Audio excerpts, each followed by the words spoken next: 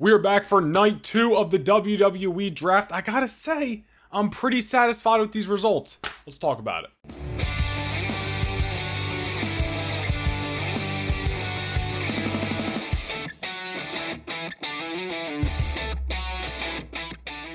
Alright guys, we were here on Friday night, we were here on Saturday for the SmackDown Lowdown debacle, what I like to call it, and we got the draft picks written down again tonight, just like we did on Friday, and yes, I will address the quick elephant in the room. We're in a different room, the new No Nation headquarters, which is just a different room in my house. There might be a little bit of an echo where I'm not finished putting stuff on the walls in here, but that's not why you guys are here. We are here to talk about the draft. We do have some more free agents to discuss as well. How there are free agents, whatever. I'm not even getting into it today. Go watch Saturday's video, talk about the NXT call-ups and all that stuff, which we got more of tonight if you want to hear me go off on that in a funny way. But let's get into the draft. First things first, before we even got the first pick, Triple H stated that Brock Lesnar negotiated a deal, whatever the hell, and is officially a free agent. And honestly, I'm fine with that. That was the one guy, him and Logan Paul, in my fantasy draft that I said should be free agents. They shouldn't be on either brand. They should just show up when they're needed, when the rivalry fits. So Brock Lesnar being declared a free agent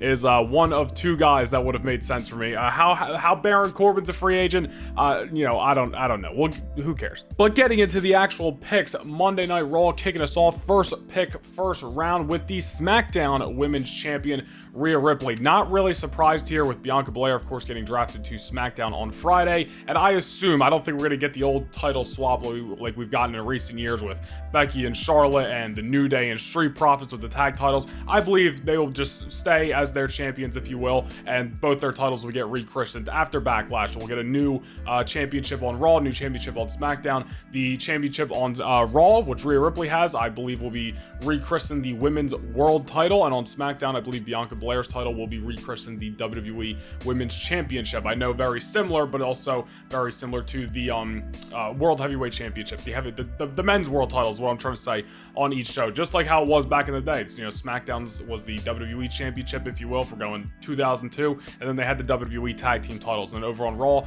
they had the World Heavyweight title and the World Tag Team titles. Same situation here, and I honestly think we'll get the same thing regarding the Tag Team titles. I think Kevin Owens and Sami Zayn, who we'll talk about, will get the World Tag Team Championship over on Raw, and I believe they will rechristen a new WWE Tag Team Championship for the teams on SmackDown. All that aside, though, Rhea Ripley going to Monday Night Raw. And SmackDown counteracting with yet another not surprising pick, the United States Champion Austin Theory. As we did predict this actually in the fantasy. Can I get it out? The fantasy draft video. We had Imperium and Gunther going to Monday Night Raw, as did happen on Friday, and Austin Theory switching to SmackDown. So the United States Championship will follow to SmackDown. Theory, Lashley, both on SmackDown. Of course, Bronson Reed is on Raw.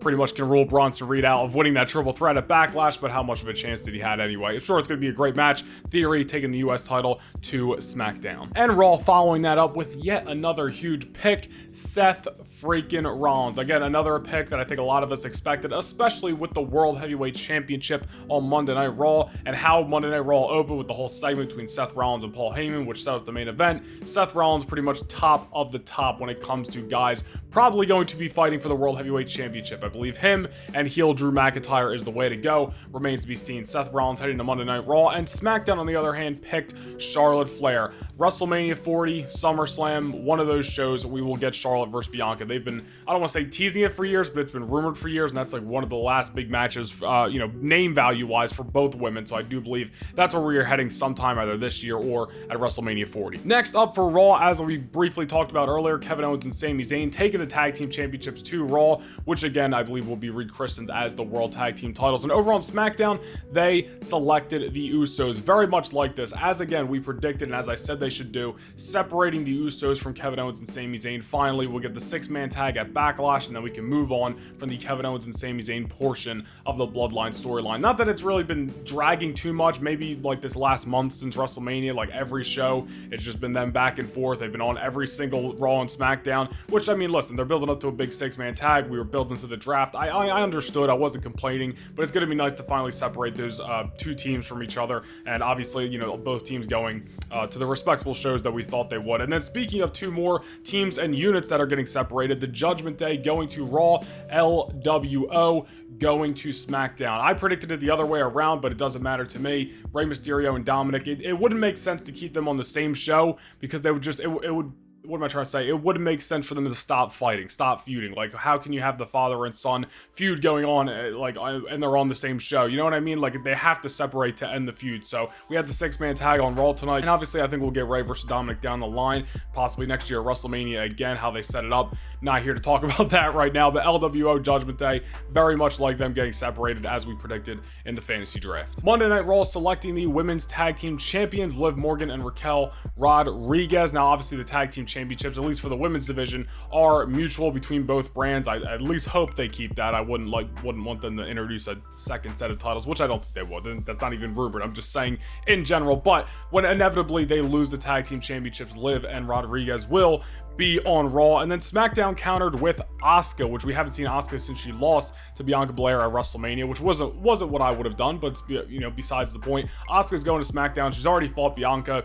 She's fought Damage Control, you know, not recently, but like in the fall. She's fought Charlotte. I don't know. I'm a little iffy on the women's division on SmackDown. It seems like a lot of, I need to look at it all at once because I don't have, you know, Fridays and Saturdays picks in my head off the top of my head for at least most of the roster. But I don't know. SmackDown's women's division seems a little like we've already been there, done that with some of the rivalries. Raw's women's division, I think, looks a lot better. Doesn't mean SmackDown can't have a good division. They got Io Sky possibly. You know, I would love to see her dethrone Bianca this Saturday. We will talk about that later this week in the prediction video, but all remains to be seen. Asuka's going to SmackDown. On the other hand, Kofi Kingston and Xavier Woods, the New Day, going to Monday Night Raw, and I think Big E, upon his return, should go to Monday Night Raw as well. He could obviously just continue to have the New Day together, and Big E fighting for the World Heavyweight Championship, I think, would be a great idea. I think a lot of people would love to see it. And then SmackDown counteracted with the Brawling Brutes in their entirety, which the only reason I was disappointed about this is because that means Sheamus will not be dethroning Gunther for the Intercontinental Championship unless Gunther holds the Intercontinental title, which I don't think he will,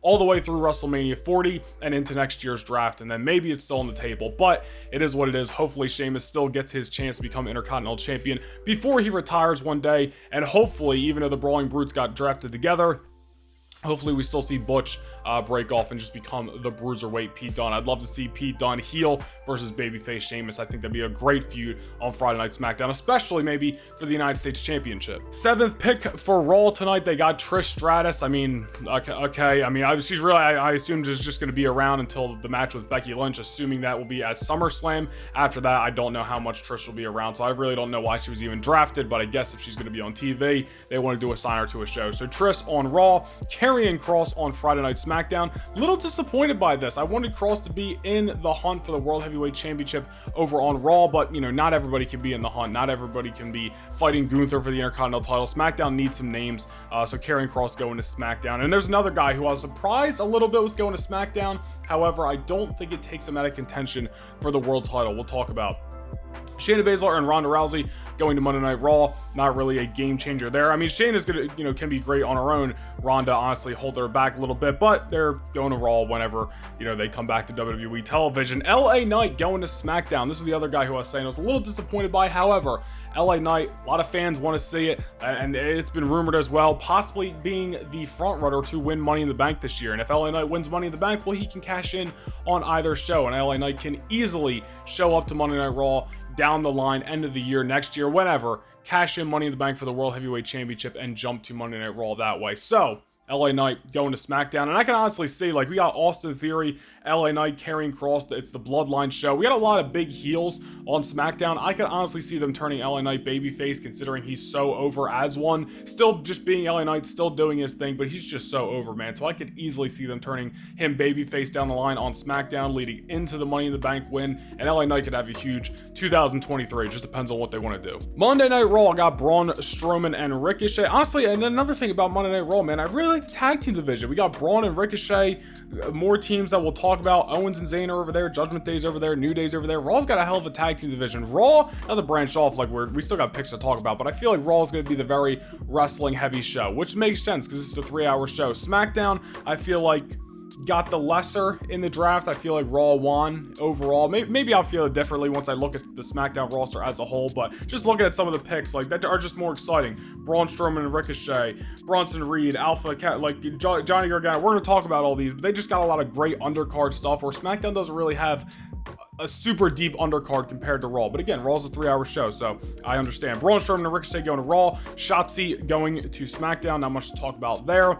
We had Bronson Reed, as I mentioned, going to Monday Night Raw, so pretty much takes him out of winning the U.S. title this Saturday at Backlash, but I didn't really think he was going to win anyway. Hopefully Bronson Reed is a player on Monday Night Raw. NXT call-up, the first one of the evening. Pretty deadly. Elton Prince and Kit Wilson going to SmackDown. I've only watched a handful of matches from these guys, so I really can't say too much, but definitely nice to get some fresh faces on television, especially if there's going to be a separate tag team title down the line, possibly leading in the United Champions. All remains to be seen for SmackDown. They're going to need some depth in that division. And right now, I mean, they got the Usos, LWO, Brawling Brutes, Pretty Deadly.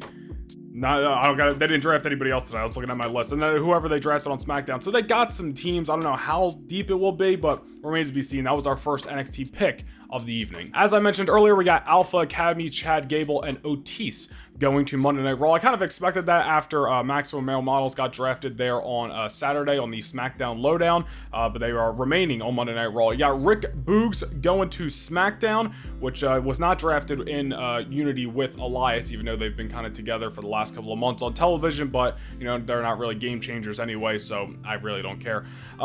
You got another NXT call-up, which this one was shocking because after the events of SmackDown, I did not expect these two women to get called up, even though I have been predicting them and been saying they should get called up for all the time we've been talking about the draft in recent videos. Katana Chance and Kaden Carter heading to Monday Night Raw. I really like this pick. As I mentioned, I've been talking about them getting called up, adding depth to the women's tag team division, but after Alba Fire and Isla Dawn got called up on SmackDown and they set up the match with these two women tomorrow night on NXT, I thought that might have took them out of the running to get called up, but I guess that I was wrong, and we'll see what happens tomorrow night. I guess one of those teams will just be bringing the NXT women's tag team titles to the main roster, and honestly, I would love to see them, whoever can I get the thought out? Whoever the team is that leaves NXT tomorrow with the titles, just merge them with the WWE women's tag team titles. Like, remember when we got the initial women's tag team titles and Bayley and Sasha Banks were the tag team champions and it was supposed to be a Raw, SmackDown, and NXT title? Why did they ever introduce a women's tag team title for NXT? Just have the main roster women go down there as well. I think that'd be great. Not necessity, but maybe that's where they're heading. Katana Chance, Kaden Carter heading to Monday Night Raw. And then the final televised pick of the evening, Cameron Grimes, who has not been on NXT television for months. People have been wondering about his call up for months as well. We know where he's going. He is going to SmackDown. All right, and then we get into the Raw Talk supplemental picks, whatever you want to say. So we got some free agents. Again, I'm not getting into how these people became free agents, if they declared it themselves, I don't know. But we got some free agents to talk about. Baron Corbin, a free agent. Shelton Benjamin and Cedric Alexander, free agents. Elias, a free agent. And Zaya Quinn, I think that's how you say his name, from NXT. I don't think I've ever watched one match of his. No disrespect, I really don't know who he is, but evidently he's a free agent. He got drafted from NXT to free agency just like Von Wagner did the other day. Whatever, make it make sense. Going to SmackDown. SmackDown got 2 picks on Raw Talk. Raw got 1, 2, 3, 4, 5. No, that's one pick. 4, 5, 6, 7, 8, 9, 10, 11, 12. So 12 to 2. You know what? I'm not getting into it. I said I'm not getting into it. I talked about it on Saturday. Whatever. Doesn't matter. Going to SmackDown. Tamina. Just Tamina. And then we got the final pick of the evening, because this was the last one that got revealed, and it was an NXT call-up, Grayson Waller, who has been a top dog in NXT for a while, so I'm surprised he went last and not even televised, but I can easily see them turning that into a storyline. I think a lot of people are already predicting that online, because it just felt weird. He's been a main player in NXT, but he's the last pick of the evening, so I feel like that might be an early storyline for Grayson Waller on SmackDown. And now getting into the final Raw picks on Raw Talk. We're just gonna ramble these off because most of them don't really matter. Dana Brooke, again, Nikki Cross, Johnny Gargano, as we expected. Very excited about that. Dexter's over there, Indy's over there, Candice is over there. So the Way most likely going to be together on Raw, which I'm a fan of. Angel Garza and Humberto Carrillo, Los Lotharios, so I'm a fan of that. Really want those guys to be on television more. I think they're great. Akira Tozawa, Piper Niven, Xia Li, Tegan Knox, Madcap Moss, Emma, and then we have 2 graphics to actually show, because the rest of these I guess weren't good enough for individual graphics. We got NXT call-up / return. We have Jinder Mahal and company, Veer Mahan, one of those guys, and somebody else. I don't even know what their group. I don't watch a lot of NXT, but Jinder and his boys are coming back up to Monday Night Raw, debuting on Raw, whatever. And then the last pick for Raw, Odyssey Jones, which I watched a little bit of Odyssey Jones because he came into NXT like right before NXT 2.0, excuse me. I remember him on the end of the days of Black and Gold a little bit, but I really haven't watched anything of his since then. So that's all I really remember about Odyssey Jones, but nonetheless, he's coming to Monday Night Raw. And that will do it for the 2023 WWE Draft. I hope the free agents get assigned brands in the next couple of weeks, just so we can have just no more questions asked. This is the Raw roster, this is the SmackDown roster, and nobody jumps ship. Everybody just stays where they're at, and that's where they belong. But let me know down below in the comments, who do you think won the 2023 draft? Off the top of my head, without having the full complete rosters right in front of me, I'm gonna say Monday Night Raw. I think Raw looks like the more exciting show. I'm a little weary about SmackDown because off the top of my head, it feels like they just lined up a lot of challengers for Roman Reigns to defeat over the next couple months, over the next year, however long he holds the title. I'm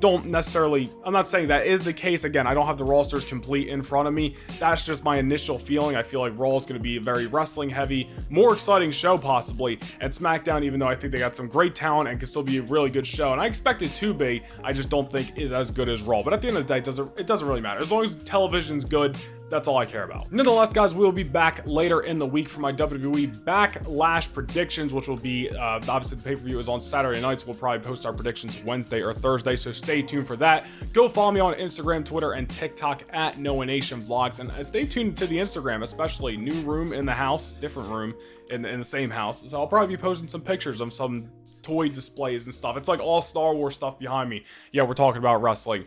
You guys don't care. You guys, nonetheless, thank you guys for checking out this video. I'll see you guys in the next one. Peace.